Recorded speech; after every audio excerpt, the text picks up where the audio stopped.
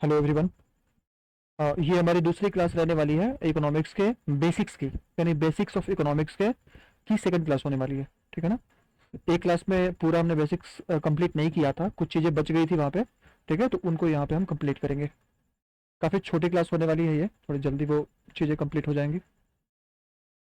देखो, लास्ट वाले क्लास में हमने ये पढ़ा था कि गुड्स एंड सर्विसेज में क्या डिफरेंसेस होते हैं। ठीक है ना। और मैंने ये भी बताया था कि जहाँ भी आगे पूरे इकोनॉमिक्स में हम गुड्स की बात करेंगे तो गुड्स के साथ साथ हम सर्विसेज वर्ड लिखे या ना लिखे। ठीक है ना। गुड्स के साथ अपने आप सर्विसेज वर्ड क्या अंडरस्टूड रहेगा। जहां गुड्स की बात होगी वहां पे सर्विसेज अंडरस्टूड रहेंगी। ठीक है ना। तो कुछ हमने डिफरेंसेस देखे थे गुड्स एंड सर्विसेज में। ये फिजिकल डायमेंशन होता है। क्या लिखा है मैंने?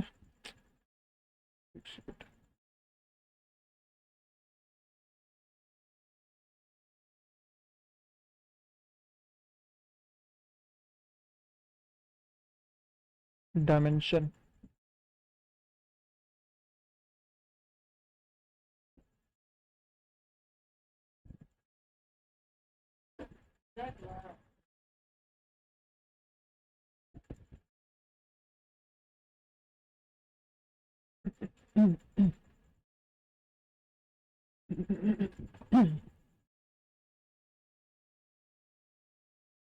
ठीक है ना। हमने ये देखा था कि यहाँ पे गुड्स एंड सर्विसेज में क्या डिफरेंसेस होते हैं। ठीक है। आज आगे हमें कंटिन्यू करना है टाइप्स ऑफ गुड्स। या टाइप्स ऑफ गुड्स से सवाल पेपर में आते हैं। ठीक है ना। कुछ कोई एक किसी वस्तु का नाम दे देगा। ठीक है। फिर वो पूछ लेगा कि ये कौन सी कैटेगरी का वस्तु है, बताओ। ठीक है। तो कुछ पर्टिकुलर ऐसे टाइप्स तो बहुत सारे होते हैं, बट कुछ पर्टिकुलर कैटेगरीज होती है जहां से सवाल पेपर में आते हैं। ठीक है ना। हम उन्हीं कैटेगरीज को खाली देखेंगे। यहाँ पे अगर हम बात करें वस्तुओं के प्रकार, ये नहीं हो जाएगा types of goods. Types of goods.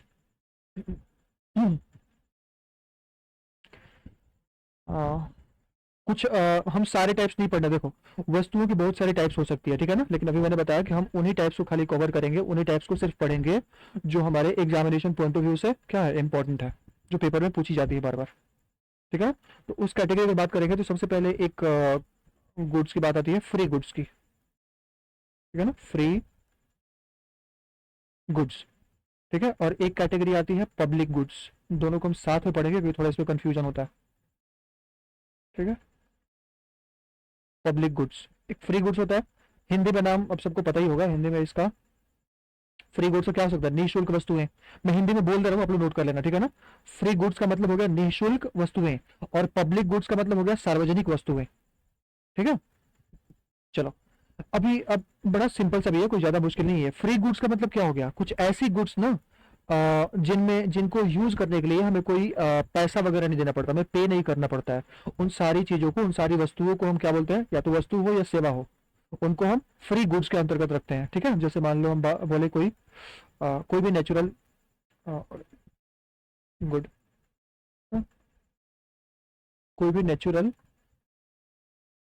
हम गुड की बात कर सकते हैं यहाँ पे। ठीक है। नेचुरल गुड जैसे क्या, जैसे एयर हो गया। ठीक है। वाटर हो गया। ठीक है ना। या फिर और क्या कर सकते हो, एयर, वाटर, ठीक है, लैंड। मतलब जो भी नेचुरली अवेलेबल है चीजें, उनको हम फ्री गुड्स के अंतर्गत, फ्री गुड्स के अंडर रखते हैं। ठीक है ना। क्योंकि उनको हमें यूज करने के लिए कुछ पे नहीं करना पड़ता, वो सबके लिए फ्री है, सबके लिए सेम है। ठीक है। तो ये चीजें हो गई। ठीक है। तो ये फ्री गुड्स के अंदर आती हैं। अभी पब्लिक गुड्स की बात करें तो पब्लिक गुड्स वो होती हैं, थोड़ा यहाँ पे देखना, इस पर्टिकुलर टाइप को ध्यान से देखना। ठीक है ना। यहाँ सवाल बार बार आते हैं पेपर में। जैसे मान लो इनकी कुछ कैटेगरीज होती है। ठीक है ना। उन कैटेगरीज को पहले देख लो। कैटेगरीज कहने का मतलब इनके कुछ कैरेक्टरिस्टिक्स होते हैं, उसको देख लो। पहले तो ये पब्लिक गुड्स हम उनको बोलते हैं जो नॉन राइवलस होती है नेचर में। ठीक है। नॉन राइवलस। नॉन राइवलस का मतलब क्या हो गया, नॉन राइवलस मतलब जो अप्रतियोगी है ना, अप्रतियोगी।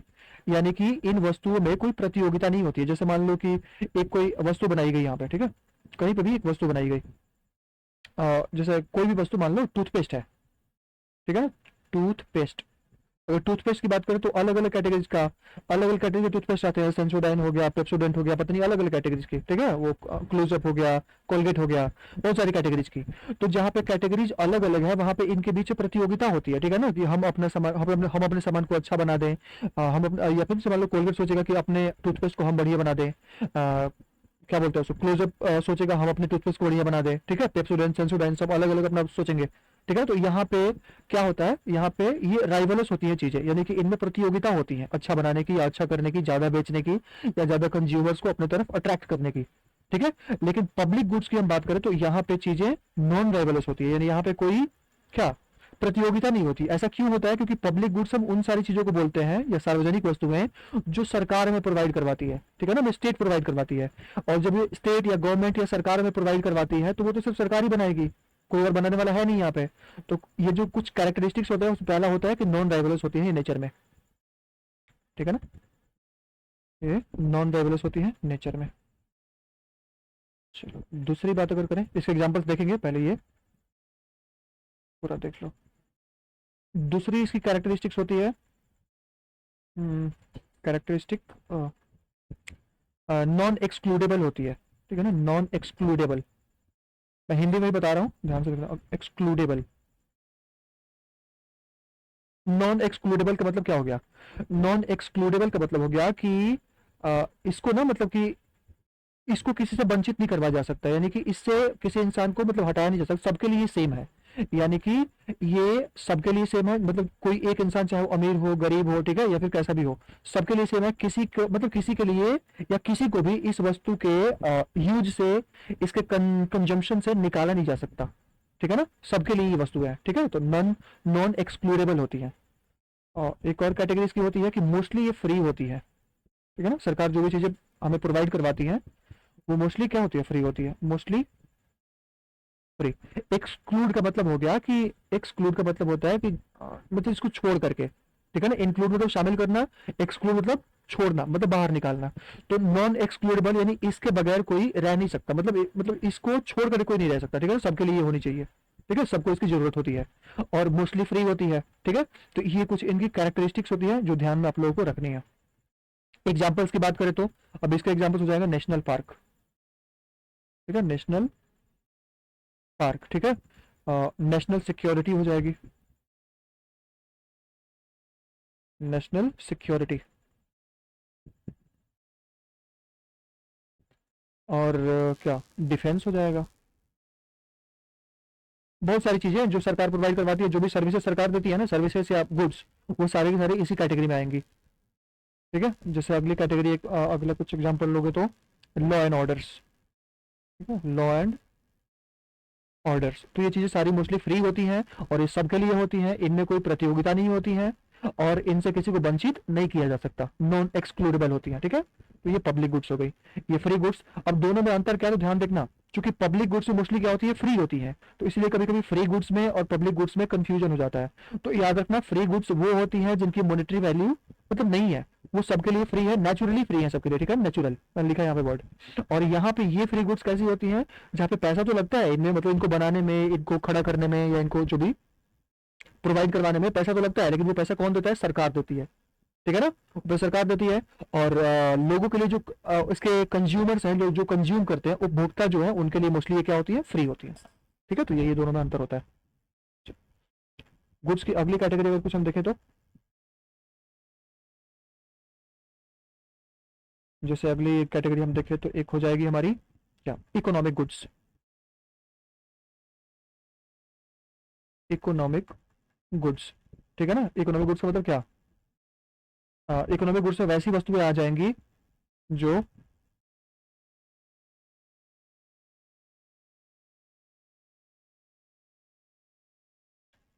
which have some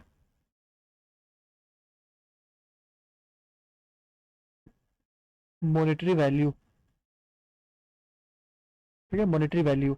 यानी कि ये बिल्कुल फ्री जो गुड्स होती है ना, उनके ऑपोजिट हो गई। यानी कि यहाँ पे इकोनॉमिक गुड्स का मतलब क्या होगा, जो नॉर्मल हम वस्तुएं यूज करते हैं, जो जिसको हम खरीदने के लिए, जिसको हम यूज करने के लिए पैसा वगैरह देते हैं, ठीक है ना, विच है सब मॉनेटरी वैल्यू, जिसका कुछ मतलब पैसा होता है, उसका उसको पे करना होता है लेने के लिए, ठीक है, वो सारी वस्तुएं इकोनॉमिक गुड्स में आ जाएंगी। चलो अब इसको अगर हिंदी में बोलना हो तो इकोनॉमिक का वित्तीय वस्तुएं बोल लो या आर्थिक वस्तुएं बोल लो, जो भी बोल लो, ठीक है। चलो, अगली बात अगर हम करें तो कंज्यूमर गुड्स एक होता है। कंज्यूमर गुड्स याद रखना, मैं बार बार बोल रहा हूँ, मैं जहाँ पे गुड्स लिख रहा हूँ वहाँ पे गुड्स एंड सर्विसेज दोनों है। चलो, तो कंज्यूमर गुड्स वो होती हैं नॉर्मली, जो अब देखो यहाँ पे जो भी हम टाइप्स लिख रहे हैं, यहाँ पे ऐसा बिल्कुल हो सकता है कि किसी एक कैटेगरी में हमने जो एग्जाम्पल लिखा, ठीक है ना, जैसे यहाँ पे कुछ एग्जाम्पल लिख लो, इकोनॉमिक गुड्स लिखा जिसका भी पैसा होता है, हमने टूथपेस्ट ही लिखा था, ठीक है, टूथपेस्ट, टूथपेस्ट हो गया, तो ये किस में इकोनॉमिक गुड्स में आ जाएगा। या हम ब्रेड वगैरह खरीदते हैं, कुछ भी जो भी हम डेली लाइफ में यूज करते हैं, जिसके पैसे हम पे करते हैं, वो सारे इकोनॉमिक गुड्स में, तो ब्रेड, टूथपेस्ट, ये सारे हो जाएंगे। तो मैं क्या बता रहा था कि यहाँ पे जो भी एक कैटेगरी में हम वस्तुएं पढ़ रहे हैं, वो एक से ज्यादा कैटेगरी में बिलोंग कर सकती हैं, ठीक है ना। जैसे इकोनॉमिक गुड्स जो होगी, ये सारी वस्तुएं यहाँ पे कंज्यूमर गुड्स में भी आ सकती हैं, क्योंकि इन वस्तुओं को बनाया इसलिए जाता है कि लोग कंज्यूम करें, और जब इनको कंज्यूम किया जा सकता है तो कंज्यूमर गुड्स में आ जाएंगी ये, ठीक है। तो ये चीजें ओवरलैप कर सकती है, याद रखना। कंज्यूमर गुड्स क्या होता है, कंज्यूमर गुड्स में तीन कैटेगरी होती है, ठीक है ना। एक कैटेगरी होती है ड्यूरेबल। ड्यूरेबल का मतलब क्या होता है कि जिसकी शेल्फ लाइफ, ठीक है ना, शेल्फ लाइफ क्या हो, लॉन्ग हो। ये शेल्फ लाइफ लॉन्ग होने का मतलब क्या है, मैं हिंदी में समझा रहा हूँ, ध्यान से देखना, लिख पहले इंग्लिश में रहा हूँ लेकिन हिंदी में भी समझा रहा हूँ। ड्यूरेबल का मतलब क्या होता है, जो लंबे समय तक यूज में चले, यानी कि एक बार हमने उसको खरीदा वो काफी लंबे समय तक चले, ठीक है। जैसे इसके एग्जांपल क्या हो सकते हैं, फर्नीचर हो सकता है, ठीक है, चाहे वैसे कर लो, चेयर, टेबल, ठीक है, चेयर, टेबल, या फिर और क्या हम लिख सकते हैं, जो भी हम टीवी वगैरह खरीदते हैं, टीवी हो गया, ठीक है, या फिर हमारा क्या बोल सकते हैं, फ्रिज, जिसको रेफ्रिजरेटर बोलते हैं, वो हो सकता है। तो ये सारी वस्तुएं जिसको हम एक बार खरीदते हैं लेकिन ये काफी लंबे समय तक चलती है, इनको हम बोलते हैं ड्यूरेबल कंज्यूमर गुड्स, ठीक है ना। इनके शेल्फ लाइफ का मतलब इनकी जो टिकने वाली या इनका जो चलने वाली जो लाइफ है, बैकग्राउंड की लाइफ का जो बैकग्राउंड है, वो काफी लंबा होता है, काफी लंबे समय तक चलती है, ठीक है ना। दूसरी कैटेगरी इसमें आती है शॉर्ट वाली, ठीक है, जिनकी शेल्फ लाइफ क्या होती है, शेल्फ लाइफ शॉर्ट होती है, ठीक है ना, शॉर्ट होती है। तो ये एक होती है। तो इनमें क्या क्या आ जाएगा, जैसे इनमें कुछ भी एग्जांपल ले लो, ठीक है। शेल्फ लाइफ में क्या है, ये जो हमने एग्जांपल लिया था, ब्रेड, टूथपेस्ट, ये हमेशा मतलब बार बार जल्दी जल्दी खत्म होता है, इसको यूज करते हैं हम, ठीक है। और भी क्या एग्जांपल ले सकते हैं, ये लिख लो ना, टूथपेस्ट हो गया, ठीक है, सोप हो गया, ठीक है ना। और हम क्या लिख सकते हैं, सॉल्ट हो गया, जो भी घर में हम कंज्यूम करते हैं, शुगर हो गया। हाँ, तो ये सारी चीजें क्या होती है, इनकी शेल्फ लाइफ शॉर्ट होती है, और ये इनकी जो ड्यूरेबिलिटी भी जो होती है वो क्या होती है, शॉर्ट होती है, काफी मतलब जल्दी जल्दी ये, अगर इनको काफी लंबे समय तक रखो तो ये खराब हो जाती है, ठीक है ना, एक्सपायर कर जाती है ये, ठीक है। तो ये चीजें शॉर्ट लाइफ। अब इनमें से जो शॉर्ट लाइफ वाली चीजें है ना, इनको हम कभी कभी एक और नाम से जानते हैं, एफएमसीजी, याद रखना। हिंदी वाले भी एफएमसीजी याद रखेंगे और अंग्रेजी वाले तो रखेंगे ही। इनका मतलब होता है फास्ट मूविंग कंज्यूमर गुड्स, यानी ये वो चीजें होती हैं, मैंने फुल फॉर्म बता दिया, आप नोट कर लेना चाहो तो, फास्ट मूविंग कंज्यूमर गुड्स, यानी कि ये ऐसी कंज्यूमर गुड्स होती हैं जो बहुत जल्दी जल्दी इनका क्या होता है, रोटेशन होता है, ठीक है ना, मतलब बहुत जल्दी जल्दी ये बाजार से लेके आओ, फिर तुरंत खत्म हो जाएंगे, फिर अगले दिन फिर लेके आओ, फिर खत्म। जैसे क्या बोलते हैं, इसको भी बोल सकते हैं एफएमसीजी में, पैकेट्स वाली, ठीक है, ये कुछ हो गया। और पैकेट मतलब जो पैकेट वाली चीजें होती हैं, पैकेट वाली, ठीक है। जैसे आप जैसे यूज करते हो, चिप्स वगैरह हो गया, ठीक है, चिप्स हो गया, या अभी इंडिया में बात करते हो कुरकुरे वगैरह का कोई यूज करते हो, जो भी स्नैक्स होते हैं ना पैकेट वाले, वो सारे, ठीक है। और इसके अलावा और क्या हो सकता है इसमें, हाँ, मिल्क, मिल्क हम अगर खरीद के लाते हैं मार्केट से, तो अब हम लोग देखते हैं ना कि डेली मतलब मिल्क पहले का, अगर कल का वो मिल्क है तो कल तक वो खराब हो जाएगा, मतलब नेक्स्ट डे तक वो खराब हो जाएगा। तो डेली ये मतलब इसका रोटेशन काफी फास्ट होता है, डेली ये मिल्क डेयरी से निकलता है, निकल करके सारे जो शॉप्स होते हैं उन शॉप पे बांटा जाता है इसको, फिर वहां से कंज्यूमर्स खरीद के लेके जाते हैं, ठीक है। तो ये मिल्क हो जाएगा, है ना, मिल्क पैकेट,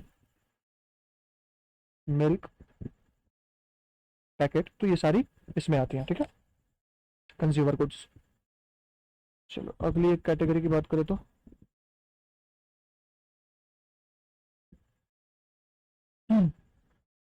कंज्यूमर गुड्स हमने कर लिया। भी कौन सी? एक होती है इंफीरियर गुड्स। Inferior goods. अब ये इंफीरियर गुड्स क्या होती है? इंफीरियर गुड्स को वही बोलेंगे ना जो लो क्वालिटी की होती हैं, ठीक है, लो क्वालिटी की।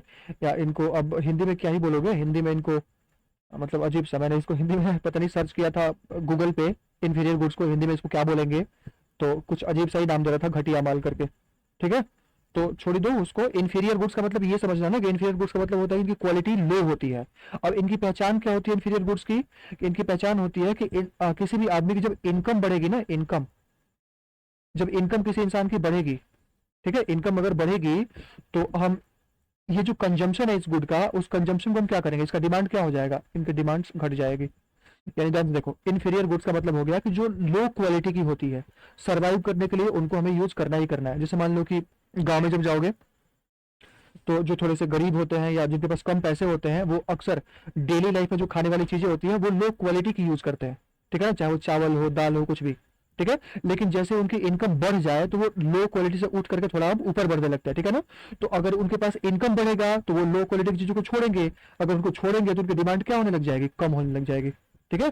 तो किसी इंफीरियर गुड्स हम उनको बोलते हैं कि जहां पे कस्टमर का या कंज्यूमर का अगर उसकी इनकम बढ़ती है तो इसकी डिमांड क्या होने लगती है, कम होने लगती है, ठीक है। तो ये इंफीरियर गुड्स हो गया, याद रखना। चलो अगली कैटेगरी हमारी आती है इंफीरियर गुड्स का ही एक पर्टिकुलर टाइप है जिसको बोलते हैं गिफिन गुड, ठीक है ना, गिफिन गुड्स, ठीक है, गिफिन गुड्स। अब ये गिफिन गुड्स का कोई हिंदी में नाम नहीं होता, ठीक है ना, सबका हिंदी में नाम नहीं है, क्योंकि गिफिन इस गुड्स के बारे में जो मतलब इस रूल के बारे में यहाँ पे एक गिफिन क्या होता है, लॉ होता है, मतलब गिफिन द्वारा एक दिया गया लॉ होता है, ठीक है ना। उस लॉ को, ये गिफिन एक इंसान का नाम है, ठीक है, उन्होंने ये दिया था, तो हर चीज का हिंदी में नाम नहीं मिल पाएगा, ठीक है ना। तो गिफिन गुड्स है ये। तो गिफिन गुड्स क्या होती है, मैंने बताया कि ये गुड्स भी इंफीरियर गुड्स का की एक पर्टिकुलर कैटेगरी होती है। हमने पढ़ा कि इंफीरियर गुड्स हम उनको बोलते हैं जिनमें क्या कि मतलब वो सारी गुड्स इंफीरियर में आती हैं कि जब हमारी इनकम बढ़ती है तो उनकी डिमांड कम हो जाती है, यानी कि उनको हम कम कंज्यूम करने लगते हैं, ठीक है ना। और गिफिन गुड्स में वो सारी वस्तुएं होती हैं जहां पे अगर, ध्यान से देखना, जहां पे अगर प्राइस बढ़ेगा ना तो इनकी डिमांड भी बढ़ जाएगी, यानी कि अगर प्राइस हमने बढ़ाया तो डिमांड भी इनकी क्या हो जाएगी, बढ़ जाएगी, यानी कि पैसा अगर हमने बढ़ाया तो इनकी मांग भी बढ़ जाएगी। ये सारी गिफिन गुड्स होती हैं, ठीक है। जैसे एग्जाम्पल में अगर हम बात करें, एक एग्जाम्पल से समझ लेते हैं, थोड़ा सा पेपर में आने के चांसेस इस कैटेगरी के सवाल के ज्यादा होते हैं जहां पे थोड़ा कंफ्यूजन होता है, ठीक है ना। जैसे मान लो कि एग्जाम्पल हम क्या रहे, जैसे एक कोई ये इंसान है, ठीक है, ये हफ्ते में 7 दिन होते हैं, ठीक है, Monday, Tuesday, Wednesday, Thursday, Friday, Saturday and Sunday, ये 7 दिन होता है, ठीक है ना। ये आदमी क्या करता है कि 7 दिन में से ना 5 दिन मान के चलो, ठीक है, ये 5 दिन, ये 5 दिन ये नॉर्मल अपना खाना को यूज करता है, ब्रेड, ठीक है, and potato, bread and potato, ठीक है। फिर ये बाकी 5 दिन यही यूज करता है, ठीक है ना। और सैटरडे संडे 2 दिन, मतलब ये इंसान की इनकम बहुत ज्यादा हाई फाई नहीं है, तो ये अपना रूटीन बना कर रखा है कि हम 5 दिन तो नॉर्मल खाना खाएंगे और बाकी हफ्ते में 2 दिन हम क्या करेंगे, थोड़ा अच्छा, मतलब थोड़ा अच्छा कुछ क्वालिटी का, ठीक है। जैसे यहाँ पे मान लो कि यहाँ पे क्या हो जाएगा, यहाँ पे मान लो उसने कुछ भी मिल्क वगैरह यूज कर लिया, ठीक है, मिल्क यूज कर लिया यहाँ पे, ठीक है, और इसके जगह पे कुछ अच्छा कुछ बना लिया, ठीक है ना, थोड़ा सा क्या बोल सकते हैं कुछ भी,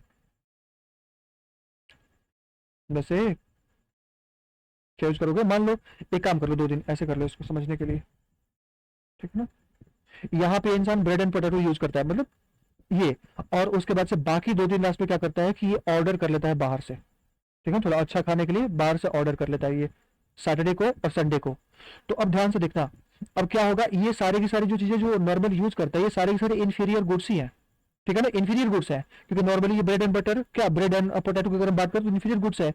लेकिन यहाँ पे ध्यान से देखना, अगर इस इन इंफीरियर गुड्स की जिनको डेली लाइफ में कंज्यूम करना ही करना है लोगों को, जो नीड होती है हमारी, अगर इनकी प्राइस को हम बढ़ा दें, ध्यान से देखो, इनकी प्राइस को हम बढ़ा दें, तो अब ध्यान से देखना, इसके पास इसकी जो भी इनकम थी उस इनकम को इस इंसान ने ऐसे बांटा था कि अपनी उस इनकम में, अपनी उस सैलरी में 5 दिन ये नॉर्मल खाना खा पाता था और 2 दिन थोड़ा सा अच्छा ऑर्डर कर लेता था बाहर से।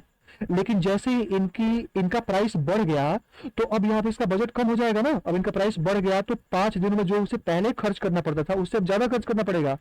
अब जब उस पहले 5 दिन में ज्यादा खर्च करेगा तो यहाँ पे बाकी 2 दिन के लिए वो अच्छा खाना अफोर्ड ही नहीं कर पाएगा, क्योंकि पहले उसके ज्यादा पैसे खत्म हो गए हैं। ठीक है, तो अब मजबूरी में पड़ करके पहले उसके ज्यादा पैसे खर्च हो चुके हैं, अब उसको ये 2 दिन वो खा पाए क्या, ऑर्डर करता है बाहर से कहीं से, इतने उसके पास पैसे नहीं बचे, तो अब मजबूरी में पड़ के वो क्या करेगा, ये उसकी मजबूरी है, ये उसकी क्या मतलब ये चाह करके भी वो बाहर से ऑर्डर नहीं कर सकता, पैसे पहले ही ज्यादा खर्च हो चुके हैं इसी में, क्योंकि इनका प्राइस बढ़ गया है। तो अब वो मजबूरी में क्या करेगा कि इन दोनों दिनों में भी वो क्या यूज करेगा, इन दोनों दिनों में भी वो ब्रेड एंड बटर ही यूज करेगा, ब्रेड एंड पोटैटो ही यूज करेगा, क्योंकि पैसे कम है। अब जो पैसे उसके पास बचे उसमें यही आ सकता है और उसे खाना तो खाना ही है, तो ब्रेड एंड पोटैटो ही यूज करेगा।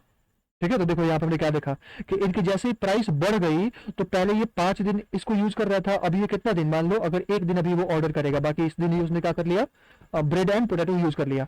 तो पहले जब प्राइस पहले वाले प्राइस पे 5 दिन इसको यूज कर रहा था, लेकिन जैसे प्राइस बढ़ा तो अब मजबूरी में से 6 दिन यूज करना पड़ रहा है। तो इससे हमने क्या देख लिया, ये गिफ्ट एंड गुड्स वाली कैटेगरी का हो गया। यानी हमने क्या देख लिया यहाँ पे कि प्राइस जब बढ़ेगा इन वस्तुओं का, इन वस्तुओं के मूल्य को जब हम बढ़ाएंगे, कीमत बढ़ाएंगे, तो इनकी डिमांड में भी क्या होती है, वृद्धि होती है, इनकी मांग भी बढ़ जाती है। पहले ये 5 दिन यूज करता था इन सारी चीजों को, और अभी प्राइस बढ़ने के बाद सब इसको मजबूरी में 6 दिन यूज करना पड़ जा रहा है, तो डिमांड बढ़ गया इसका। ठीक है, तो ये गिफ्ट एंड गुड्स की कैटेगरी में आता है। ठीक है ना। चलो।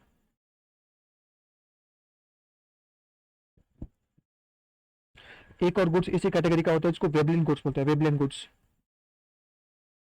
है ना, वेबलिन गुड्स। ये वेबलिन गुड्स क्या होता है, जैसे हमने ऊपर कहीं देखा था आईफोन्स वगैरह, ठीक है ना, लग्जरी गुड्स भी बोलते हैं, लग्जरी गुड्स।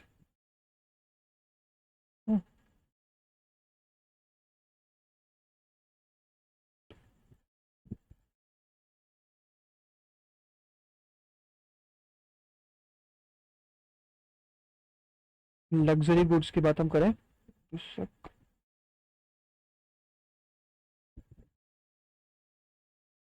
लग्जरी गुड्स की बात करें तो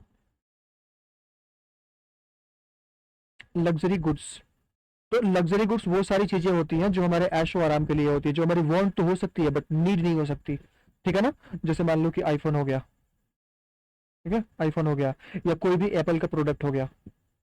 ठीक है, तो ये ऐसी कुछ चीजें होती है, या फिर मान लो जैसे कोई महंगी महंगी कार हो गई, ठीक है, BMW, ठीक है, ऑडी, ठीक है, या फिर फेरारी, जो भी मतलब यूज कर लो, वो सारी की सारी जो कार्स होती है महंगी महंगी, वो। तो ये चीजें क्या होती है ना, यहाँ पे क्या देखने को मिलता है कि जैसे ये मतलब लोग यूज क्यों करते हैं, ये लोग यूज अपने शो ऑफ के लिए, अपने मतलब सोसाइटी में अपने स्टैंडर्ड को ज्यादा ऊंचा दिखाने के लिए यूज करते हैं। ठीक है ना, जैसे मान लो कोई इंसान बहुत ज्यादा पैसे कमा रहा है, अगर किसी की इनकम बहुत ज्यादा है, तो इनकम बहुत ज्यादा है और हाथ में मान लो कि कोई छोटा सा वीवो का फोन लेकर के चले, तो पता नहीं उसे तो फील होगा कि बड़ा अजीब सा लग रहा है। ठीक है, क्योंकि उसका जो लेवल है सोसाइटी में, उस लेवल के लोग आईफोन लेके चल रहे हैं, तो अब ये है ना कि उसको भी आईफोन लेके चलना पड़ेगा। ठीक है, तो ये दिखाने वाली बातें होती है यहाँ पे। ठीक है, तो हमने क्या देखा यहाँ पे कि इन वस्तुओं में क्या होता है कि इन वस्तुओं में जैसे इंसान की इनकम बढ़ती है, ठीक है ना, इनकम बढ़ती है, तो देखो इन फोन्स का ध्यान से देखना, ये फोन आईफोन हो गया, एप्पल के प्रोडक्ट है, BMW इनका, तो यहाँ पे देखने को क्या मिलता है कि जैसे इन प्रोडक्ट्स का प्राइस बढ़ता है ना, इनका अगर प्राइस हम बढ़ाएंगे, ठीक है, इनका प्राइस बढ़ाएंगे तो इनका डिमांड भी अपने आप क्या हो जाएगा, बढ़ जाएगा। ठीक है, प्राइस बढ़ेगा तो डिमांड भी बढ़ जाएगा, नहीं कि अगर इनके मूल्य को बढ़ाए तो इनका डिमांड भी बढ़ जाएगा। जैसे मान लो कि पहले 1 लाख का कोई फोन मिलता है, ठीक है, तो उसको लोग यूज कर रहे हैं, लेकिन जैसे ही इसके क्या बोले, इसके प्राइस को हम बढ़ा दें तो अब लोगों को और ज्यादा ये मतलब लग्जरियस लगने लग जाएगा ये। ठीक है ना, यानी कि लोग ये सोचेंगे कि इनको अगर हम रखेंगे तो हमारी सोसाइटी में स्टैंडर्ड और थोड़ा सा ऊपर हो जाएगा। ठीक है, लोग देखेंगे तो बोलेंगे चलो देखो इतना महंगा फोन लेके चल रहा है, तो दिखाने के लिए लग्जरियस आइटम लोग बहुत ज्यादा यूज करते हैं। तो इनमें क्या देखने को मिलता है कि प्राइस हम बढ़ाते हैं तो इनका डिमांड भी क्या होता है, बढ़ जाता है। ठीक है ना, अक्सर ऐसा नॉर्मली मतलब आगे जाके हम पढ़ेंगे लॉ एंड डिमांड के क्या एप्लीकेशन या उनके रूल्स, उनके कॉन्सेप्ट्स, कि अगर हम प्राइस बढ़ाते हैं तो नॉर्मली डिमांड क्या होता है, कम होता है। लेकिन यहाँ पे इन चीजों में जैसे वेबलिन गुड्स हो गया, ठीक है, या फिर गिफ्ट गुड्स हो गया, इन सारी वस्तुओं में क्या होता है कि प्राइस बढ़ाएंगे तो डिमांड क्या होता है, बढ़ जाता है और ज्यादा। ठीक है ना, क्योंकि ये आईफोन की कीमत पहले कुछ थी, अभी कीमत अगर हमने बढ़ा दी तो ये लोगों को और ज्यादा, जो जिनके पास पैसे हैं, ठीक है ना, वो और ज्यादा उनको क्या करेंगी, अट्रैक्ट करेंगी, वो और ज्यादा इसको रखना पसंद करेंगे, ताकि बाकी लोग जो इनको देखें वो इनको बोले कि हाँ इनके पास अच्छी काफी पैसे वाली चीजें हैं, शो ऑफ करने के लिए। ठीक है, तो ये चीजें कुछ होती है। वेवलेंथ गुड्स हो गया। और कुछ गुड्स की बात करें तो हम कुछ कॉम्प्लीमेंट्री गुड्स होती हैं, ठीक है।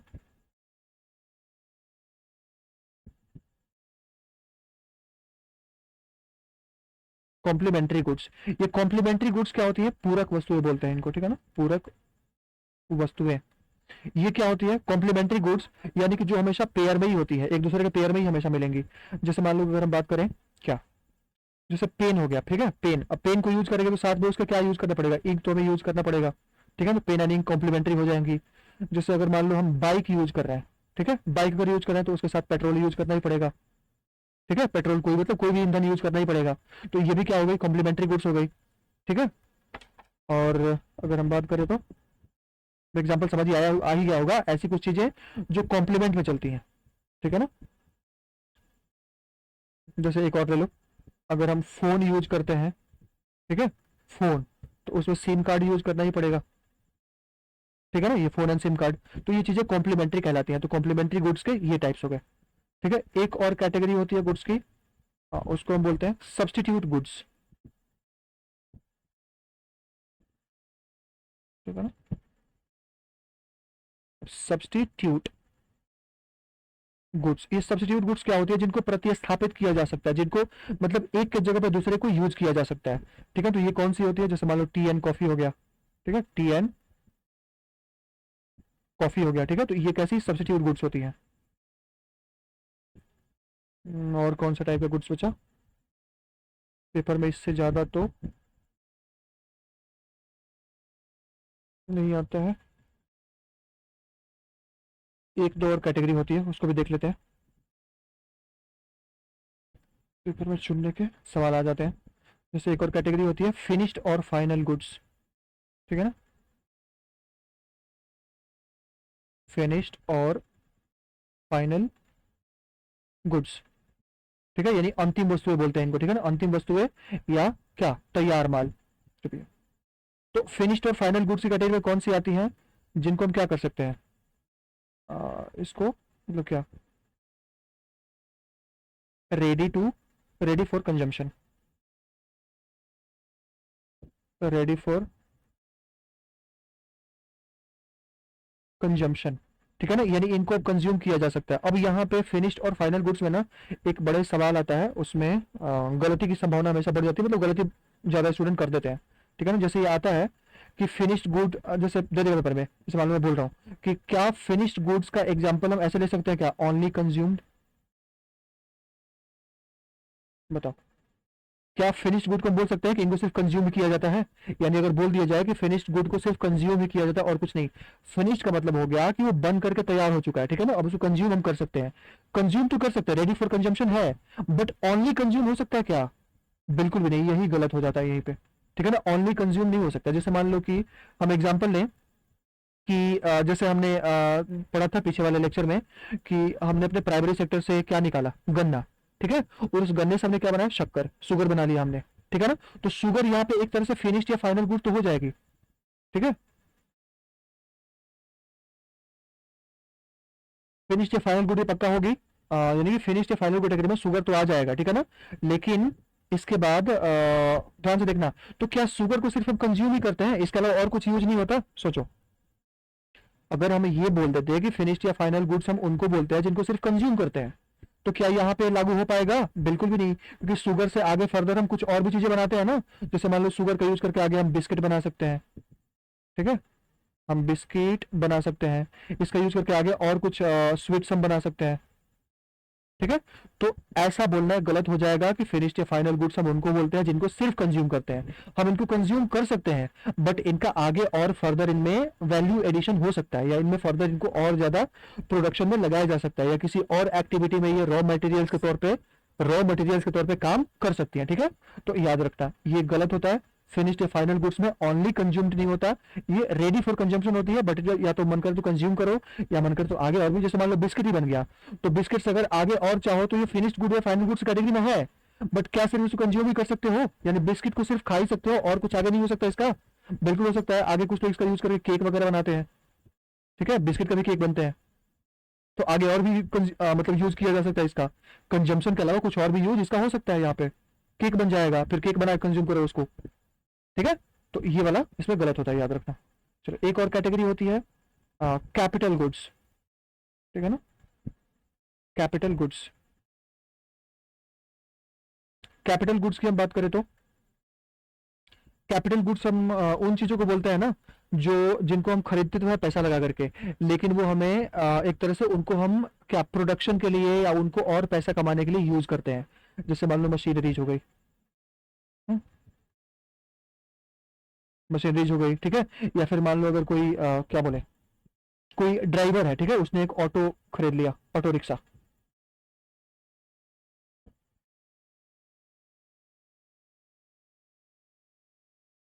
ऑटो रिक्शा खरीद लिया उसने, ठीक है। तो ऑटो रिक्शा ले लिया, तो ये ऑटो रिक्शा उसके कौन से गुड की कैटेगरी में आ जाएगी, कैपिटल गुड, क्योंकि उसने इसको कंज्यूम करने के लिए यूज नहीं किया है, खरीदा नहीं है। उसने इसको खरीदा तो है पैसा लगा करके, बट ये इसलिए खरीदा है कि ये उसे फर्दर क्या और ज्यादा इनकम करके दे। तो यानी इसका इसका यूज कैसे पूंजी के रूप में ही किया जा रहा है, कैपिटल के रूप में किया जा रहा है। तो कैपिटल के रूप में अगर किसी वस्तु का यूज किया जाता है तो कौन सी कैटेगरी में आ जाएंगी, कैपिटल गुड्स में। मशीनरीज, किसी फैक्ट्री में कोई मशीनरीज वगैरह लगा रहा है, किसी अपने इंडस्ट्री में अपनी फैक्ट्री में मशीन का यूज कोई कर रहा है, तो ये कैपिटल गुड्स की कैटेगरी में ही सारी आती है, ठीक है ना। जैसे मान लो कि एग्रीकल्चर में, ठीक है, एग्रीकल्चर में अगर हम ट्रैक्टर का यूज कर रहे हैं, ठीक है, ट्रैक्टर अगर यूज कर रहे हैं तो ट्रैक्टर क्या हो जाएगा बताओ, कैपिटल गुड की कैटेगरी में ही आ जाएगा, ठीक है ना, क्योंकि इससे और हम फर्दर अर्न कर रहे हैं चीजें, ठीक है। तो ये कैपिटल गुड्स हो गया। चलो बस गुड्स की कैटेगरी में इतनी सारी चीजें होती हैं, इनको देख लोगे, इससे बाहर सवाल पेपर में नहीं आएंगे, ठीक है ना। अगली जो कैटेगरी में पढ़नी है उसको बोलते हैं बाजार या मार्केट बोलते हैं इसको। तो मार्केट तो आप सभी समझते ही हो, यहाँ पे पढ़ना है टाइप्स ऑफ मार्केट, ठीक है ना, टाइप्स। बाजार कितने प्रकार के होते हैं, पेपर में भी सवाल आते रहते हैं। अब इसमें देखो, इसको बांटने के वैसे तो बेस कई सारे होते हैं, लेकिन जो पेपर में ज्यादा पूछे जाते हैं ना वो कंपटीशन के आधार पे पूछे जाते हैं, ठीक है। ये कंपटीशन के आधार पे मार्केट कितने टाइप के हो सकते हैं। जैसे कंपटीशन की अगर बात करोगे तो पहला, सबसे पहला जो टाइप होता है वो होता है परफेक्ट कंपटीशन, परफेक्ट कंपटीशन, ठीक है ना। और एक होता है इम्परफेक्ट। तो परफेक्ट कंपटीशन वाला जो मार्केट होता है, इसमें इसकी कुछ कैरेक्टरिस्टिक्स होती हैं, उसको हम देख लेते हैं थोड़ा, इनको पहचानेंगे कैसे, ठीक है ना। क्या होता है कि यहाँ पे परफेक्ट कंपटीशन में सिमिलर टाइप्स ऑफ गुड्स होती हैं, ठीक है ना, सिमिलर सिमिलर गुड्स होती है, मतलब सारी वस्तुएं सिमिलर होती है, समान होती है, एक समान होती है, ठीक है ना। पहले कैरेक्टरिस्टिक। दूसरा इसमें होता है कि मेनी बायर्स एंड सेलर्स होते हैं,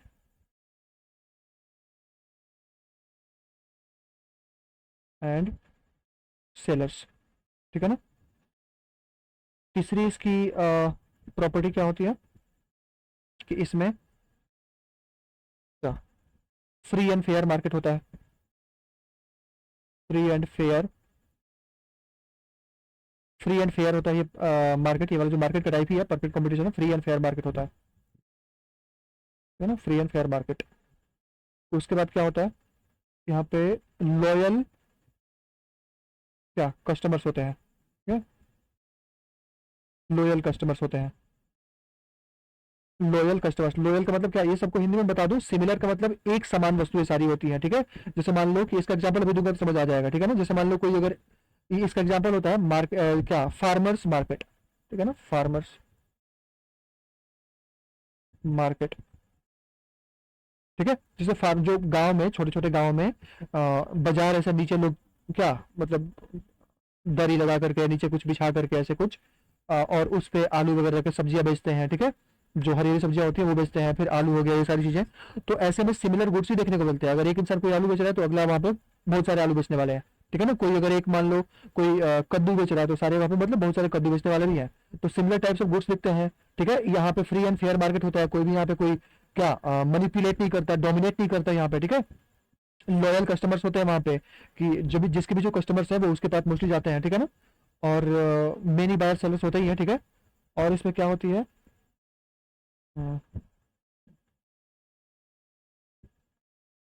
बस यही इसकी पहचान होती है, ठीक है ना, कि लॉयल कस्टमर्स होते हैं, फ्री एंड फेयर मार्केट होता है, मेनी बायर्स एंड सेलर्स होते हैं, और यहाँ पे जो कैटेगरी उनकी होती है वो क्या होती है, सिमिलर होती है, ठीक है। ये सारी चीजें होती हैं, तो परफेक्ट कॉम्पिटिशन हो गया। चलो दूसरा आता है इम्परफेक्ट कंपटीशन। और इम्परफेक्ट कंपटीशन के बहुत सारे टाइप्स होते हैं, ठीक है ना। जैसे इसमें जो पहला टाइप होता है इम्परफेक्ट, पहला टाइप आता है मोनोपोली। लॉयल का मतलब क्या हो गया, जो जिस पे विश्वास किया जा सके, ठीक है ना, मोनोपोली। ठीक है, पहला होता है मोनोपोली। मोनोपोली का मतलब होता है एकाधिकार, ठीक है? एकाधिकार, जिसका एक ही अधिकार, मतलब मोनोपोली है एकाधिकार वाला। क्या मोनोपोली मार्केट, मतलब मोनोपोली मार्केट वो होता है जहां पे जो सेलर है ना वो अकेला ही जो वस्तु बना रहा है, यानी कि देखो यहाँ पे जो वस्तु बना रहा है वो क्या सिंगल सेलर होता है, ठीक है? सिंगल सेलर, एक ही सेलर होता है। और जब एक ही सेलर ये होता है तो ये क्या करता है, पूरे मार्केट को डोमिनेट करता है। डोमिनेट मतलब कि ये अपने मन से जो मन करे वो प्राइस कर देगा, ठीक है, क्योंकि इसे पता ही है कि मैं ही अकेले बेच रहा हूँ तो क्या लोग मुझसे ही खरीदेंगे और कहीं जाएंगे ही नहीं, ठीक है, तो डोमिनेट करता है। ठीक है, ये मोनोपोली होता है, सिंगल सेलर होता है और डोमिनेट करता है। जैसे इसके एग्जांपल की बात करें तो मोस्टली इसका एग्जांपल नॉर्मली देखने को तो नहीं मिलता है, लेकिन अगर बात करो इसका एग्जांपल गवर्नमेंट वगैरह हो सकते हैं, ठीक है ना। अगर कोई गवर्नमेंट कोई वस्तु बना के बेच रही है तो वो सिंगल सेलर मतलब कि मोनोपोली वाली में ही आ जाती है, ठीक है। चलो, ये हो गया। दूसरी एक कैटेगरी होती है मोनोपोली के बाद से, एक होती है ओलिगोपोली, ठीक है ना, इसको अल्पाधिकार बोलते हैं। अल्पाधिकार, यानी कि यहाँ पे जैसे यहाँ पे एक सेलर था तो यहाँ पे कुछ सेलर होंगे, ठीक है ना, सम सेलर्स।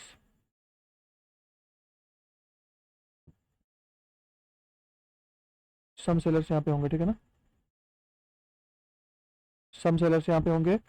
और क्या, अब ओलिगोपोली कैसे, मतलब मान के चलो, जैसे मान लो कि हम यहाँ पे अगर बात करें अपने यहाँ इसकी नेटवर्क प्रोवाइडर की, ठीक है ना, अपने इंडिया में नेटवर्क प्रोवाइडर, ठीक है। तो नेटवर्क प्रोवाइडर की हम बात करें तो एक एयरटेल है, ठीक है, एक एयरटेल हो जाएगा, एक जियो हो जाएगा, और एक अभी भी अलाइव तो है, क्या क्या बीएसएनएल और वीआई। तो ये चार लोग हैं, ठीक है ना, ये चार लोग मिलकर के पूरे मार्केट को क्या कर रहे हैं, डोमिनेट कर रहे हैं। मोस्टली इसमें एयरटेल और जियो ही है, बट अभी भी क्या बोलते हैं इसको, वोडाफोन आइडिया और ये बीएसएनएल दोनों अभी भी है मार्केट में, ठीक है ना। तो अगर दो चीजें सिर्फ देखो, अगर दो चीजें मान लो खाली एयरटेल और जियो होता है तो इसको डुओपोली हम बोल देते, ठीक है ना, डुओपोली। लेकिन यहाँ पे डुओपोली नहीं बोल सकते क्योंकि यहाँ पे दो लोग नहीं है, उनके अलावा दो और चीजें हैं। जैसे मान लो कि दो और नेटवर्क प्रोवाइडर्स है, बीएसएनएल हो गया और वीआई हो गया, ठीक है। तो ये चार लोग हैं, तो ये चार लोग मिलकर के पूरे मार्केट को क्या कर रहे हैं, चला रहे हैं, ठीक है ना। तो ये क्या हो जाएगा, ओलिगोपोली, जहां पे कुछ लोग हैं और सिमिलर कैटेगरी के सामान को वो क्या कर रहे हैं, बेच रहे हैं, ठीक है। यहाँ पे जो क्या सिमिलर चीजें होंगी, ठीक है ना, गुड्स सिमिलर गुड्स की बात होती है, ठीक है। और यहाँ पे ये सारे मिलकर के डोमिनेट करते हैं मार्केट। देखते हो, जैसे मान लो कि अगर एक ने जियो ने अपना प्राइस बढ़ाया तो एयरटेल बढ़ा लेगा, और इसका आइडिया भी बढ़ा लेगा, सारे के सारे बढ़ा लेंगे, ठीक है ना। बीएसएनएल तो ये पीछे ही पड़ा है, पता नहीं कहाँ। जो भी ये बीएसएनएल अगर मार्केट में कभी compete कर पाया तो शायद थोड़ी चीजें कम हो जाए, बट अभी कर पाए तब तो ये होती है, ठीक है। तो सिमिलर गुड्स, ये ओलिगोपोली हो गया। उसके बाद से और एक कैटेगरी इसमें होती है, यहाँ पे देख लो, नेक्स्ट पेज में ही देख लो,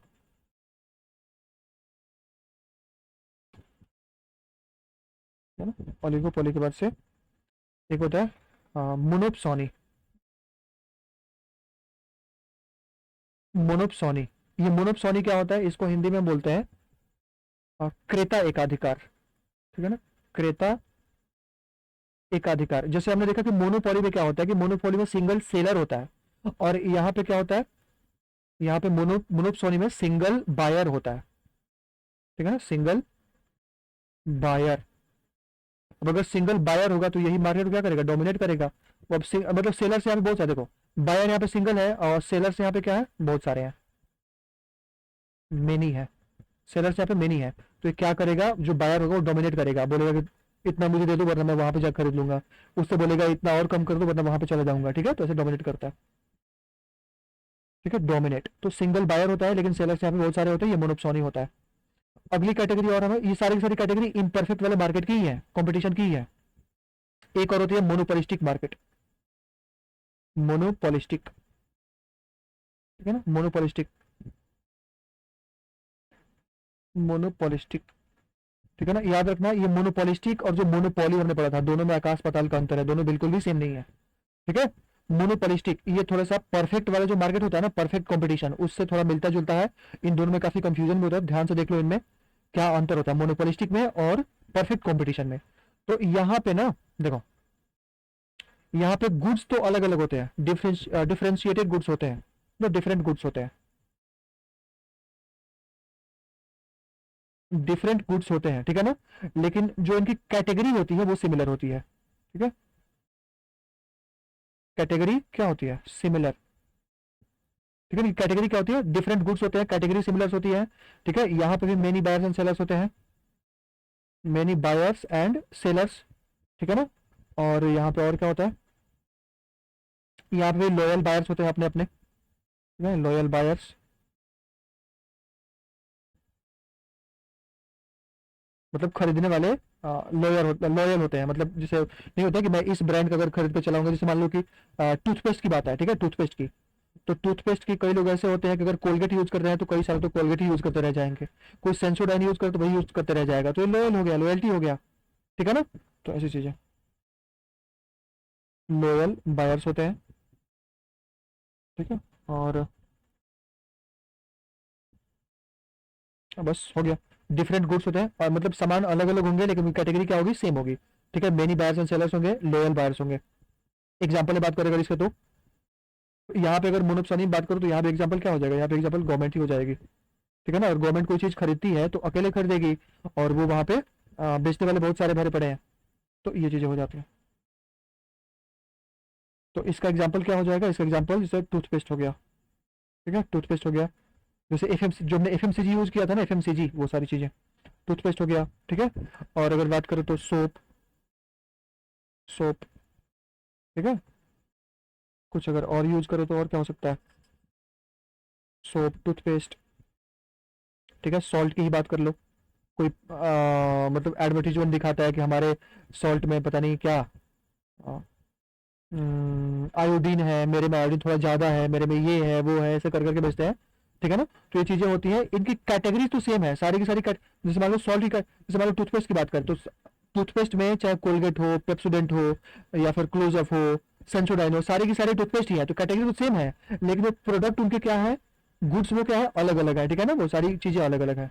तो सबके अलग अलग अपने अपने ब्रांड है, और अपने अपने ब्रांड के अलग अलग सबके लॉयल कस्टमर्स हैं, ठीक है। तो ये चीजें हो गई। तो याद रखना इसमें दोनों में क्या अंतर होता है, इसमें और अभी हमने पीछे किया था परफेक्ट कंपटीशन में, तो परफेक्ट कंपटीशन में गुड्स ही सिमिलर होती है। देखो यहाँ पे गुड्स अलग अलग है बट इनकी कैटेगरी सिमिलर है, लेकिन परफेक्ट कंपटीशन में गुड्स ही सेम होता है और कैटेगरी की तो बात ही नहीं होती, वहां पे गुड्स ही सेम है सारी, ठीक है ना। तो ये दोनों अंतर होता है उसमें। टाइप्स ऑफ मार्केट हो गया। अगली बात करें, मांग। अच्छा, डिमांड एंड सप्लाई तो हमें आगे जाके पढ़ना ही है, ठीक है ना, तो इसको बेसिक में अगर चाहो तो छोड़ सकते हैं। थोड़ा सा देख लो, अगर कर्व वगैरह नहीं बताऊंगा, ठीक है ना, कर्व कहीं आगे जाके हम पढ़ेंगे। थोड़ा सा देख लो मांग क्या होता है, इसको डिमांड बोलते हैं, ठीक है, डिमांड। तो ये मांग क्या होता है, देखो नॉर्मली अगर हम बात करें, जैसे मान लो हम प्राइस को अगर हम बढ़ाएंगे, ध्यान से देखना, प्राइस को बढ़ाएंगे तो डिमांड क्या हो जाएगी, अपने आप डिमांड कम हो जाएगी, ठीक है ना। जैसे किसी भी वस्तु की मान लो किसी चीज का दाम पहले 10 रुपया था, तो 10 रुपए पे वो मान लो कितनी, 5 चीजें वो बिक रही थी, ठीक है। अगर इसका दाम 20 कर दोगे तो ये चीजें हो सकती है इससे घट करके 3 हो जाए या 2 हो जाए, ऐसे करके हो जाए, ठीक है। तो ऐसी कुछ चीजें होती है, तो याद रखना, मैं आपको कुछ बता दे रहा हूँ कि डिमांड जो होता है वो किसके पॉइंट ऑफ व्यू से होता है, डिमांड बायर्स के पॉइंट ऑफ व्यू से होता है ना, buyers point of view, POV का मतलब हो गया पॉइंट ऑफ व्यू, ये बायर्स पॉइंट ऑफ व्यू से बात होती है डिमांड की। अब जब बायर्स की तरफ से देखोगे तो आप खुद सोचो, अगर किसी चीज का दाम बढ़ गया तो उस टाइम पे आप उसको ज्यादा खरीदोगे या कम खरीदोगे, कम खरीदना चाहोगे। तो नॉर्मली ये होता है कि अगर प्राइस इसका बढ़े तो डिमांड इसकी कम हो जाती है। लेकिन अभी थोड़ी देर पहले हमने गुड्स की दो कैटेगरीज पढ़ी थी, ठीक है ना, कौन कौन सी, जैसे मान लो एक हमने पढ़ी थी गिफिन गुड्स, ठीक है, गिफिन गुड्स। दूसरी कैटेगरी हमने कौन सी पढ़ी थी, वेबलिन गुड्स, वेबलिन गुड्स। और एक यहाँ पे और होता है स्पेक्यूलेशन। स्पेक्यूलेशन का मतलब क्या हो गया, अनुमान लगाना, लोग गेस करते हैं यहाँ पे, ठीक है ना, गेस करते हैं कि जैसे मान लो कि अब इसका देखेंगे, पहले इन दोनों को देख लो, गिफिन हमने गिफिन और वेबलिन देख लिया था कि अगर प्राइस बढ़ेगा तो इनका डिमांड भी बढ़ जाता है, ठीक है। तो ये किसमें आ जाएंगे, तीनों चीजें एक्सेप्शन में, तीनों चीजें आ जाएंगी इसमें एक्सेप्शन में, एक्सेप्शन में। नॉर्मली अगर प्राइस बढ़ेगा तो डिमांड वहां पे घट जाएगा, लेकिन यहाँ पे एक्सेप्शन के लिए, इसके लिए क्या हो जाएगा, प्राइस बढ़ेगा तो डिमांड भी यहाँ पे बढ़ जाएगा। अब ये दोनों तो हमने समझ लिया है, थोड़ा इसको देख लो। स्पेकुलेशन क्या होता है कि जैसे मान लो स्टॉक मार्केट में जा रहे हो, ठीक है, स्टॉक मार्केट में हम देखते हैं कि किसी चीज का प्राइस बढ़ा, ठीक है ना, प्राइस बढ़ा, फिर कुछ टाइम बाद फिर से थोड़ा सा और बढ़ गया, फिर कुछ टाइम बाद और बढ़ गया। तो अब यहाँ पे लोगों को क्या लगने लगता है कि इसके प्राइस कॉन्स्टेंटली या लगातार, मतलब सस्टेनेबली इसके प्राइस क्या हो रहे हैं, बढ़ रहे हैं। तो प्राइस बढ़ रहे हैं ना, तो इसके प्राइस बढ़ने के बावजूद भी इसकी डिमांड क्या हो जाएगी, डिमांड ही बढ़ जाएगी। क्योंकि लोग समझेंगे कि जैसे मान लो कि यहाँ पे किसी ने जो सामान खरीद लिया, ठीक है, यहाँ से देखो प्राइस यहाँ पे पहले ये था, फिर बढ़ करके ये हुआ, यहाँ प्राइस बढ़ने के बाद लोगों ने कुछ सामान खरीदा, अब खरीदने के बाद से और बढ़ गया, तो जितने में वो लोगों ने वो चीजें खरीदी थी उससे ज्यादा और उसकी कीमत बढ़ गई ना, तो यहाँ पे इन लोग कुछ अर्निंग हो गई, ठीक है। तो स्पेक्यूलेशन का मतलब क्या होता है कि लोग अनुमान लगाते हैं, गीस करते हैं कि इस पर्टिकुलर थिंग की प्राइस अगर बढ़ने वाली है तो उसके प्राइस बढ़ने के बावजूद भी हम उसको और ज्यादा क्या करते हैं, उसके डिमांड को बढ़ाते हैं, उसको और ज्यादा खरीद के हम रखते हैं। जैसे मान लो कि गोल्ड की बात हो गई, ठीक है, गोल्ड जितना जितना इसका प्राइस बढ़ेगा उतना लोग इसको क्या जुटा जुटा कर रखेंगे। लैंड हो गया, ठीक है, जमीन की प्राइस हमेशा बढ़ने ही वाली है। तो ये चीजें क्या होती है, स्पेक्यूलेशन पे होती है, इनकी प्राइस बढ़ेगी तो लोग इनको और ज्यादा खरीद के घर में रखना शुरू कर देंगे, ठीक है। तो ये डिमांड हो गया। अच्छा, अगली आपूर्ति, इसको सप्लाई बोलते हैं, ठीक है ना। अब देखना, जैसे डिमांड को हमने पढ़ा था कि बायर्स के पॉइंट ऑफ व्यू से होता है, वैसे आपूर्ति ये सेलर्स के पॉइंट ऑफ व्यू से होता है। सेलर ये होता है sellers, sellers POV point of view, ठीक है, सेलर्स पॉइंट ऑफ व्यू। तो बताओ, अगर यहाँ पे प्राइस बढ़ेगा तो बताना। अब सेलर्स, यहाँ पे बायर्स को देख करके मत सोचना, यहाँ पे सोचो कि सेलर है, कोई सेलर है, अगर किसी पर्टिकुलर वस्तु का दाम बढ़ गया तो उस टाइम पे बताना वो सप्लाई, पूर्ति, मतलब चीजों को ज्यादा बेचना चाहेगा या कम बेचना चाहेगा, सोच के बताओ। अगर किसी वस्तु का प्राइस बढ़ा दे तो उस टाइम पे सेलर चाहेगा कि उसकी ज्यादा से ज्यादा वस्तुएं बिक जाए, तो यहाँ पे सप्लाई क्या चाहेगा कि सप्लाई उसकी मैक्सिमम हो जाए। अगर दाम हम बढ़ाएंगे तो आपूर्ति भी क्या होनी चाहिए, ज्यादा होनी चाहिए, ये वो चाहेगा सेलर, ठीक है ना, तभी उसे ज्यादा इनकम होगा। अगर यहाँ पे प्राइस कम हो जाए तो यहाँ पे इसकी आपूर्ति वो क्या चाहेगा कि कम हो, अगर प्राइस कम है तो चीजें कम बिके, ठीक है ना, क्योंकि उन चीजों को वो ज्यादा तब बेचना चाहेगा जब प्राइस बड़ा हो, ताकि उसे ज्यादा फायदा हो, ठीक है। तो इसको हम ऐसे बोल सकते हैं कि डायरेक्टली प्रोपोर्शनल होती है ये, यानी प्राइस और सप्लाई, ये दोनों क्या होती है, दोनों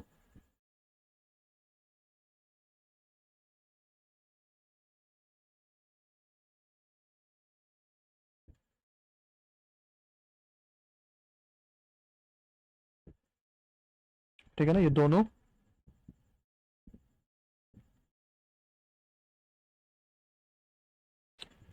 डायरेक्टली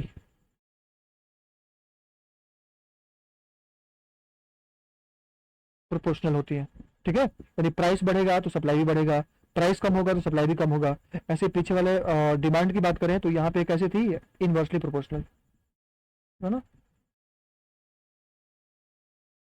इनवर्सली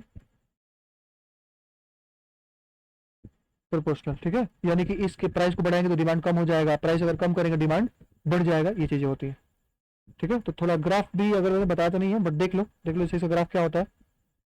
ये देखो, ये हो गया प्राइस, है ना, और ये हमने कर दिया डिमांड, ठीक है। ये प्राइस हो गया और ये डिमांड। देखो, अब डिमांड में जैसे मान लो कि यहाँ पे, ठीक है, अगर प्राइस यहाँ पे है तो यहाँ पे प्राइस है,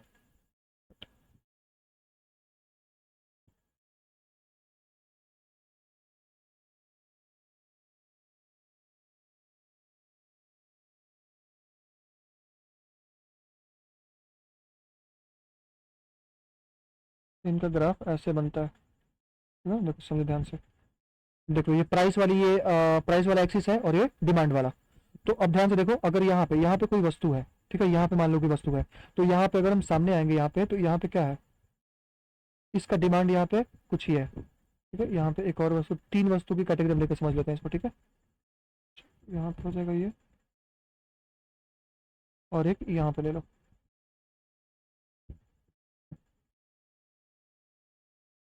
ठीक है।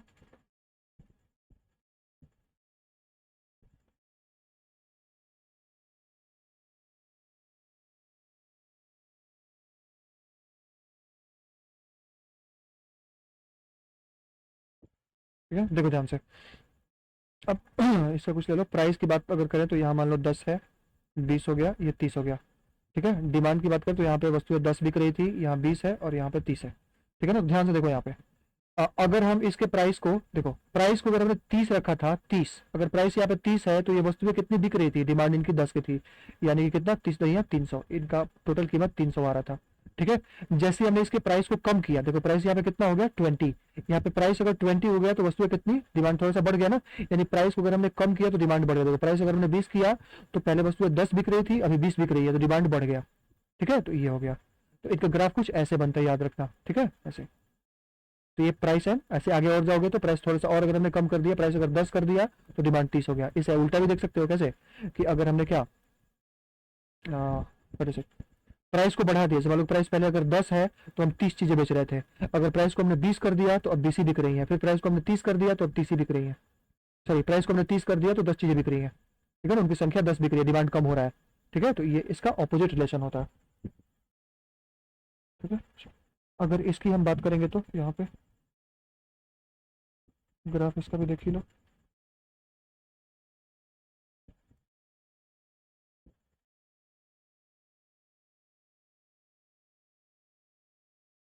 ठीक है ना, ये प्राइस हो गया एंड ये सप्लाई। अब इसका कैसे होता है, इसका ग्राफ कुछ ऐसे होता है, ऐसे। यदि हम प्राइस बढ़ाएंगे, अगर प्राइस बढ़ेगा तो सप्लाई भी बढ़ेगी। जैसे मान लो कि यहाँ पे प्राइस ये है, तो यहाँ पे अगर कुछ प्राइस ये है तो यहाँ पे सप्लाई ये है, यहाँ पे था। जैसे हमने प्राइस को थोड़ा सा और बढ़ा दिया, मान लो प्राइस को हमने इतना कर दिया, ठीक है, प्राइस हमने यहाँ पे कर दिया, तो ये प्राइस हो गया, देखो सप्लाई भी यहाँ पे बढ़ गई। ठीक है, सप्लाई बढ़ गई, तो यहाँ पे क्या होता है, प्राइस अगर बढ़ेगा तो सप्लाई भी बढ़ेगी। ये हो गया इसका। आगे हम बात करें तो बाजार संतुलन। अब बाजार संतुलन यही बताता है, इसका भी देख लो, ग्राफ ही बताना है। बाजार संतुलन मार्केट इक्विलिब्रियम। ठीक है ना, मार्केट इक्विलिब्रियम।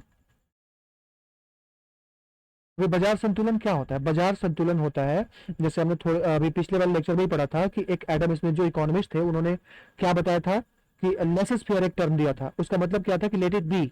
क्यों दिया था उन्होंने, क्योंकि उन्होंने बताया था कि बाजार में जो प्राइस है चीजों की, उसको आप मतलब उसको आप अपने हिसाब से मत रखो, बाजार उसको अपने आप मैनेज कर लेगा, अपने आप उसको चेंज कर लेगा। जैसे मान लो अगर हम बात करें यहाँ पे, देखो फिर ग्राफ पर आ रहा हूँ मैं, तो वही मार्केट इक्विलिब्रियम वहीं से निकल के आया। ये देखो, ये हमारा प्राइस हो गया।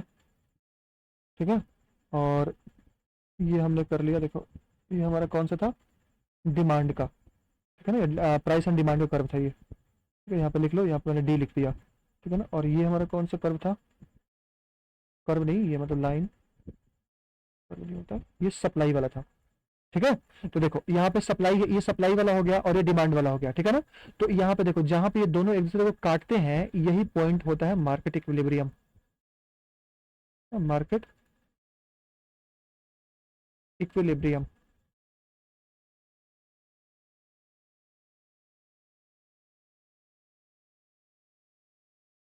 ठीक है ना, बाजार संतुलन यही होता है। ठीक है, यानी देखो जैसे मान लो कि कोई यहाँ पे इंसान बोल रहा है क्या, देखो अगर कोई आदमी, जैसे मान लो कोई सामान यहाँ पे बेचने आया मार्केट में, ठीक है ना, वो बेच रहा है, जैसे मान लो कि यहाँ पे सबसे हाईएस्ट प्राइस है यहाँ पे। ठीक है, ये हाईएस्ट प्राइस है और यहाँ पे डिमांड बहुत ज्यादा, मतलब हाईएस्ट डिमांड है यहाँ पे।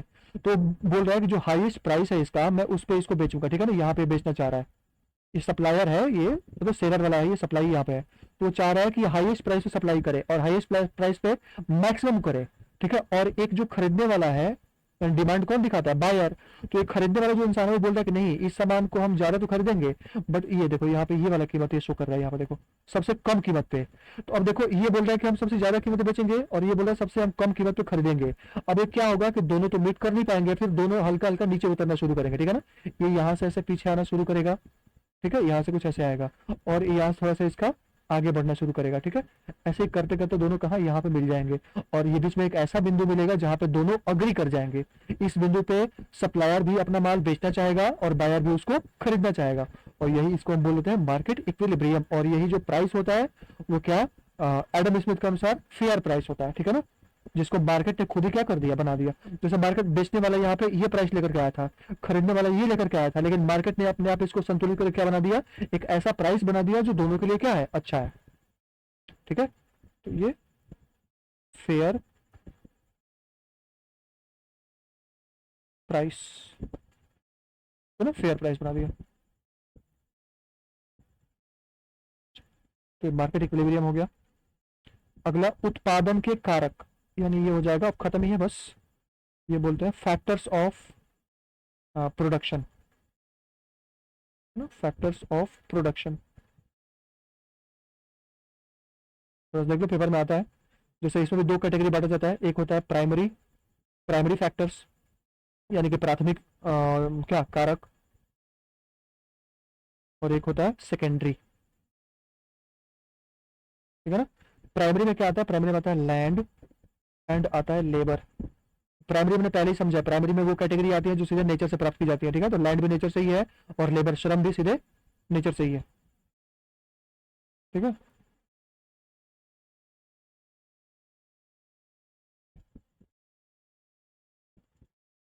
चलो लैंड एंड लेबर, ठीक है ना। और यहाँ पे सेकेंडरी में कौन सी चीजें आती हैं, यहाँ पे चीजें आ जाती हैं हमारे कैपिटल एंड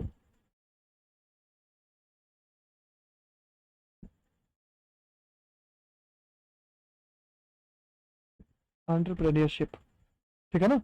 हिंदी में अगर बात करें तो ये क्या हो जाएगा, जमीन, ये हो जाएगा श्रम, ये हो जाएगी पूंजी, और ये उद्यमिता,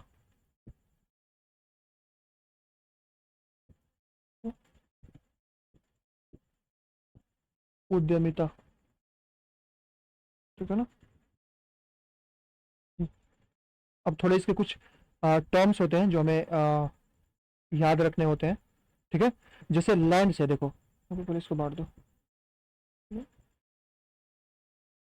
चारों, लैंड की हम बात करें तो लैंड से जो हमें इनकम होती है उसको हम क्या बोलते हैं, उसको हम बोलते हैं रेंट। अब लैंड में याद रखना, लैंड में सिर्फ लैंड की ही बात नहीं होती है, लैंड में जैसे लैंड हो गया, ठीक है, या फिर जो क्या बोले जो रिसोर्सेस, जैसे रिसोर्सेस वगैरह हम निकालते हैं जमीन के अंदर से, ठीक है ना। लैंड मतलब कि सिर्फ किराए वाली बात, जहाँ पे अगर किसी कंपनी ने जाके किसी के लैंड पे मान लो अपनी फैक्ट्री बना दी, तो सिर्फ किराए की बात वहां पे नहीं हो रही है, ठीक है ना। उस लैंड से, या अगर बोल कहीं कि लैंड से वो रिसोर्सेज भी तो निकालेगा उस फैक्ट्री में डालने के लिए, तो वो भी लैंड की कैटेगरी में आएगी। तो इससे जो इनकम होती है उसको हम रेंट बोलते हैं, ठीक है ना, रेंट। लेबर से जो इनकम होती है उसको हम वेज बोलते हैं, ठीक है, वेज या वेजेज। और जो ये कैपिटल से जो निकलती है इनकम, इसको हम बोलते हैं कैपिटल से, इसमें होता है इंटरेस्ट, इंटरेस्ट। और जो एंटरप्रेन्योरशिप इससे मिलता है इसको बोलते हैं प्रॉफिट, ठीक है ना। चलो अब थोड़ा सा और बात कर लो, तो लैंड की हम बात करेंगे तो ये क्या, लैंड हमारा क्या इमोबाइल होता है, ठीक है, इमोबाइल, यानी लैंड को हम एक जगह दूसरी जगह लेके नहीं जा सकते। लेबर लेस मोबाइल होता है, ठीक है। ये कैपिटल मोबाइल होता है, ठीक है ना। एंटरप्रेन्योरशिप की बात कर लो तो ये तो डिपेंड करता है, मोबाइल हो भी सकता है नहीं भी हो सकता है, ठीक है। यही सारी की सारी चीज़ें पूछी जाती है हमेशा। अगर और आगे बात करें तो इसमें, ठीक है, तो ये सारी चीज़ें होती हैं, थोड़ा इसको याद कर लेना बस। यहाँ से यही पीछे जाती है, चार चार फैक्टर्स ऑफ प्रोडक्शन मेन माने जाते हैं, ठीक है, जिसमें ये लैंड और लेबर सीधे हम नेचर से प्राप्त करते हैं, तो प्राइमरी सेक्टर इनको बोल देते हैं, यानी प्राइमरी सेक्टर और प्राइमरी फैक्टर बोल देते हैं। और यहाँ पे कैपिटल और एंटरप्रेन्योरशिप, उद्यमिता, ठीक है ना। यहाँ पे कौन से लोग होते हैं, यहाँ पे वही लोग होते हैं जिनको हमने सर कौन से वो क्वार्टरनरी सेक्टर में पढ़ा था, ठीक है ना, सीईओज वगैरह हो गए, ठीक है, सीईओ डायरेक्टर्स, ठीक है, या फिर किसी कंपनी का मैनेजर, ठीक है ना, वो सारे सारे लोग, ठीक है, वो यहाँ पे आ जाते हैं, या बड़े बड़े बिजनेसमैन, ठीक है ना, बिजनेसमैन, वो सारे लोग यहाँ पे आ जाते हैं, ठीक है। तो इसको जरा देख लेना।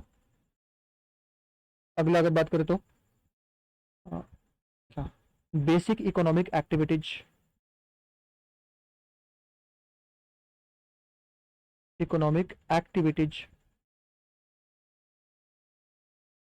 ठीक है ना, बेसिक इकोनॉमिक एक्टिविटीज। तो बेसिक इकोनॉमिक एक्टिविटीज में क्या क्या चीजें होती हैं, उनमें से सबको तुमने पढ़ ही लिया, ठीक है। जैसे क्या, डिमांड हो सकता है, कंजम्पशन, कंजम्पशन कंजम्पशन मतलब क्या होता है, उपभोग,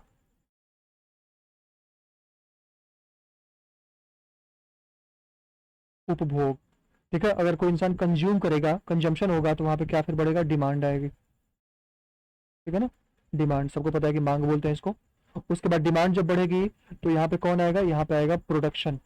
प्रोडक्शन होगा यानी प्रोड्यूस होगा। ठीक है ना, प्रोडक्शन। जब प्रोडक्शन होगा फिर प्रोडक्शन के बाद से यहाँ पे क्या होगा, सप्लाई होगी।